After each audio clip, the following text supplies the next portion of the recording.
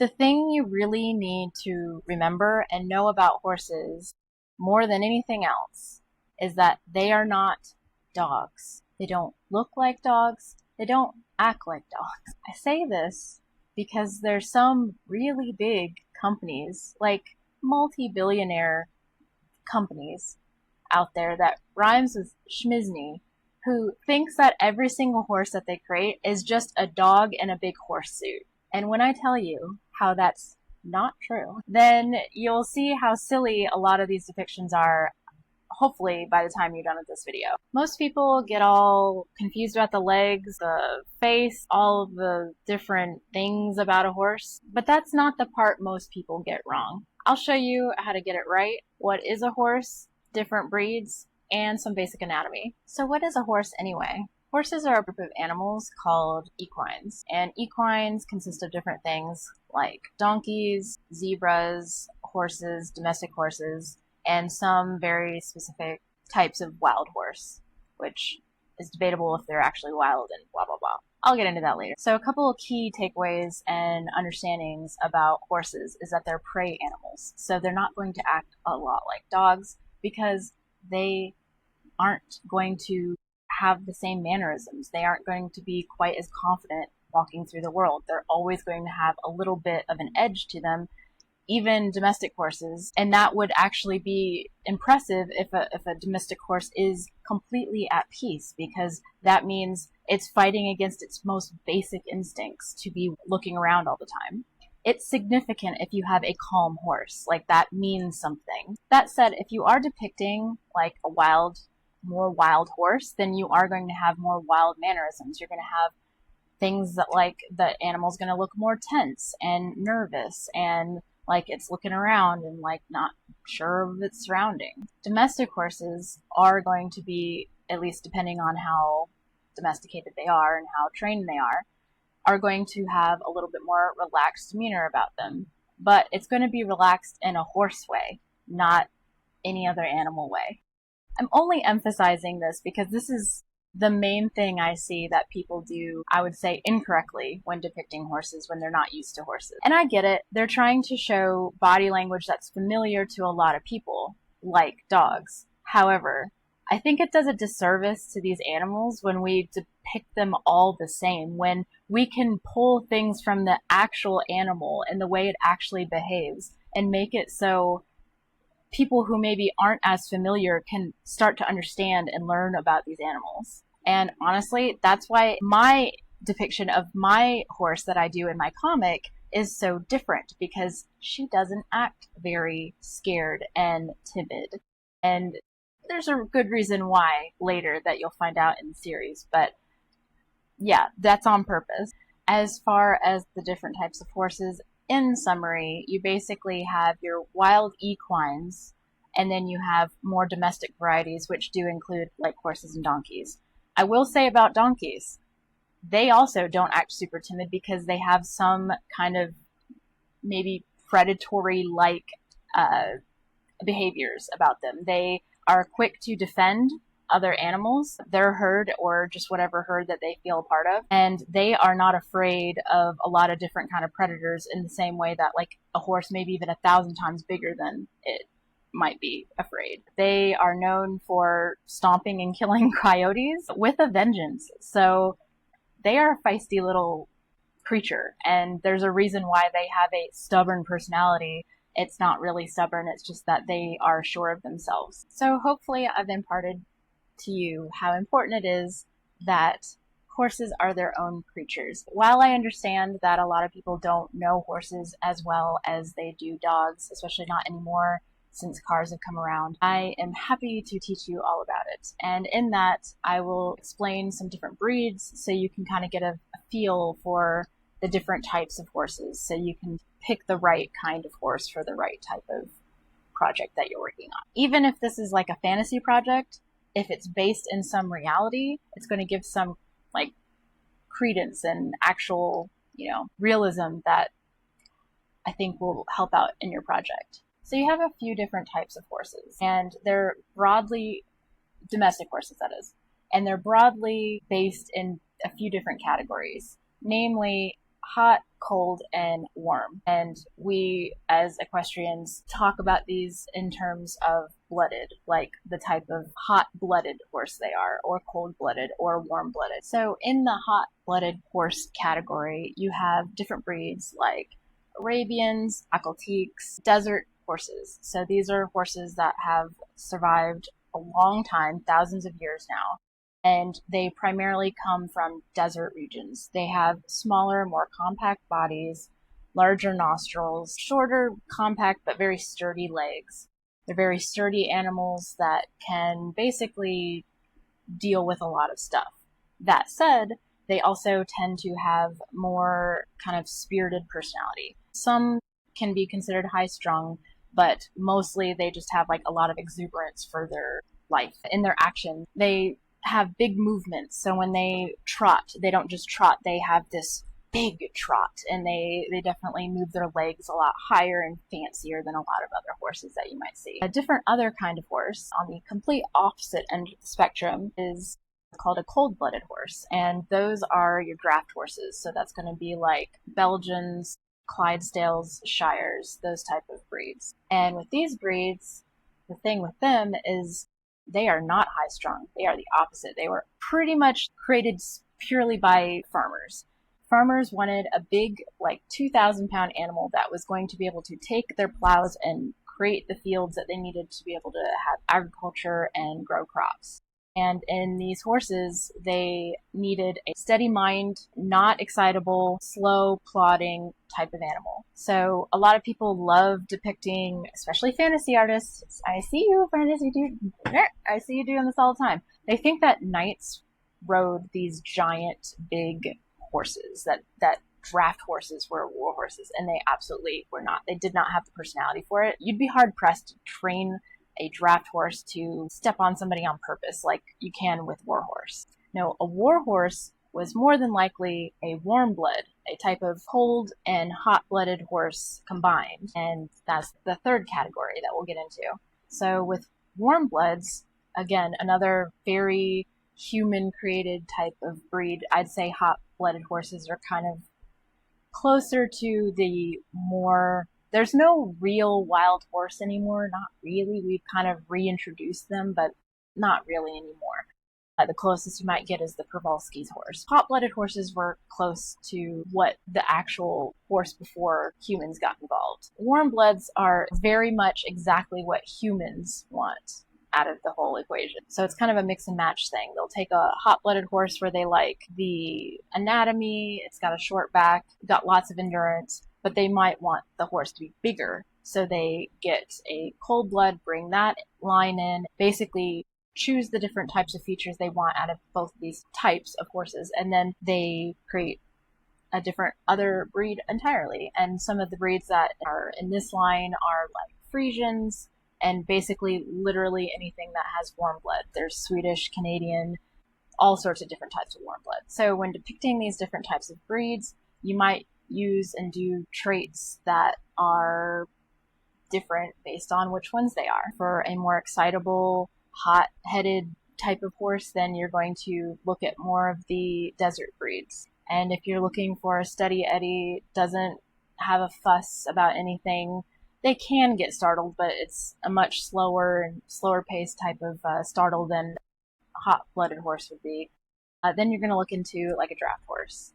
And this all kind of informs your different choices when you're creating a world, because are you creating a world with farmers and they need a steady type of horse? And even if you're drawing like an alien horse, you could base it on different draft breeds. Or do you need something that is going to be a mix of the two, and then maybe something that's a good riding horse, so they, are tall and big, and depending on like the shape and size of the people in your world, if you have tall, slender elves, maybe you'll have like a really tall, slender type of horse that would be probably befitting of the traits of a hot-blooded horse. So with that, we're kind of getting into the anatomy. So like I said, the different types have different kind of anatomy traits, and a lot of people get real hung up on basic anatomy and how to depict it in horses. I'm big on circles. I start with a circle in the middle, just kind of get the general idea of where the head placement is going to be, and then I kind of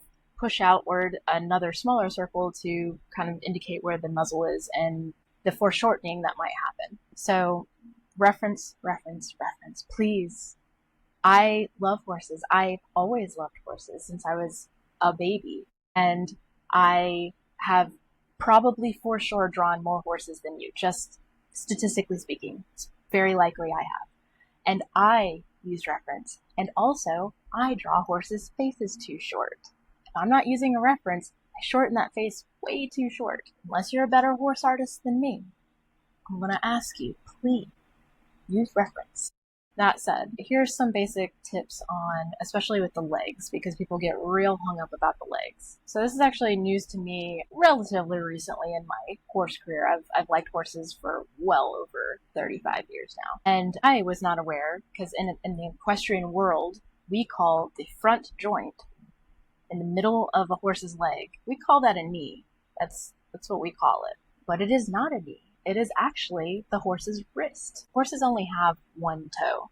And in the middle, connecting the hoof to the top of the leg, is actually the wrist. It's not a knee at all. This was like mind-blowing information for me because I thought I knew a lot about horses. And I will tell you this, the more you think you know about horses, the less you realize you know. So that's my pro tip. Maybe even a lot of equestrians don't even know that. Kind of a broad idea of how to draw the legs is go big, small, big, small, big, small, big. And here you can see what I mean. The top of the horse's leg starts off big, kind of tapers down to right before the knee, which gets smaller. Then the knee gets bigger. Then it gets smaller again, right after the knee.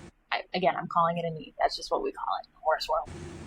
And then after that, we have cannon bone, which is basically one of the digits of your fingers. And then we have what we call the fetlock. And that's the last little knobby bit of leg there is before you get to the hoof at the end. And again, it's just the pattern of big, small, big, small. Now you can simplify this pattern, and in fact, I actually think the My Little Pony franchise has simplified it pretty well. There's an understanding there of anatomy and horse anatomy, but it's just simplified. That is what stylized look like. It still feels and kind of has a semblance of correctness about it, but it is a stylized look to it.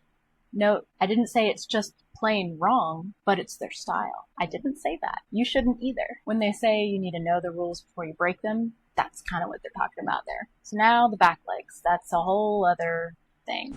Their hips actually start way up by their spine. So you may not kind of realize that because it just looks like a big mass in the back there. They're giant horse butt. If you follow the actual bones in the back leg, you have hip, kind of goes backwards, then it goes forwards, and then backwards again, and then forwards again. But also, it does kind of have that big, small, big, small. It's just less dramatic than the front legs, but you can see it here. So this part, that is the horse's knee. It's right tucked up right up next to the body. And after the knee, the leg kind of goes backwards a little bit. Not too much.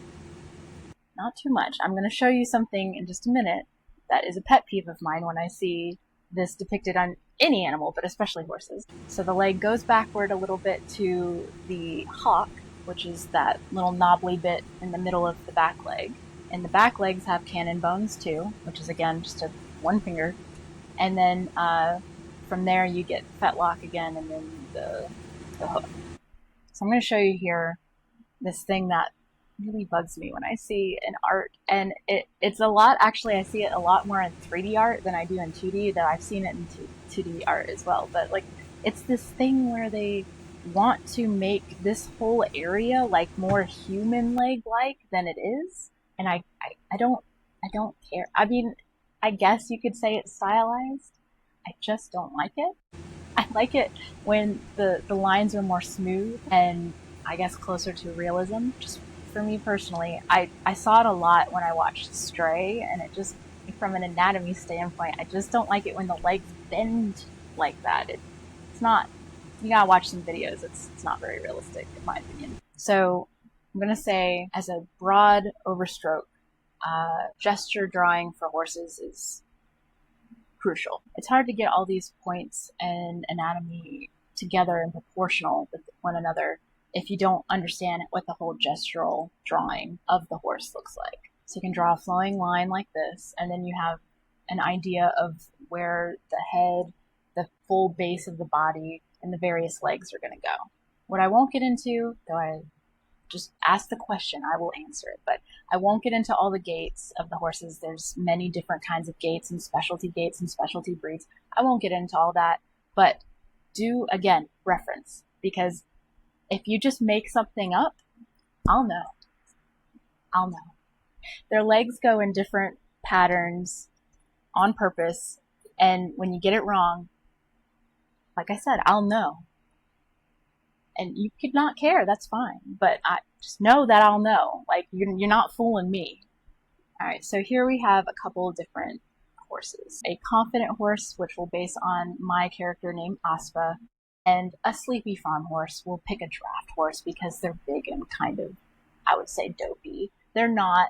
They're very sweet, but more on the dopey side. So you see here in this picture of Aspa, she's based on a hot-blooded Arabian type horse. This is from 2,000 years ago, so it's even closer and more where they came from in the era they did come from. And this is like a very high-spirited, energetic, almost predatory. That's a note for people who are the golden troop heads out there. But as you can see, this horse is sure of herself. She's very energetic, and you're not going to mess with this horse. You're probably not even going to want to be around this horse. That said, that's quite a bit of contrast compared to this sleepy, dopey, sweet, big farm horse. And his eyes are half shut, his head is lowered, and a lot of times, some horses just do this all the time, but a lot of times when horses are really relaxed, they let their little lower lip droop. It's very cute. You should check it out. And if you have an opportunity to just go to a barn and just check out the horses and ask to see like the most relaxed horse there is, just to look at them, they're very cute. And in that way, again, they're not dogs. Dogs don't have typically droopy lower lips.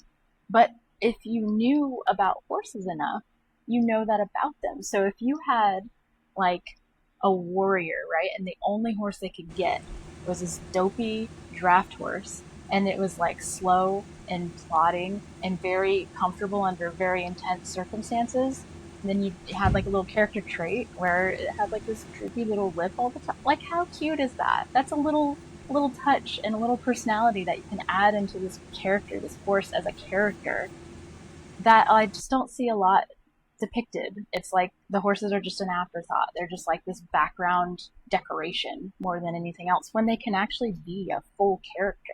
But that kind of brings me into the recap. Horses can have their own personalities.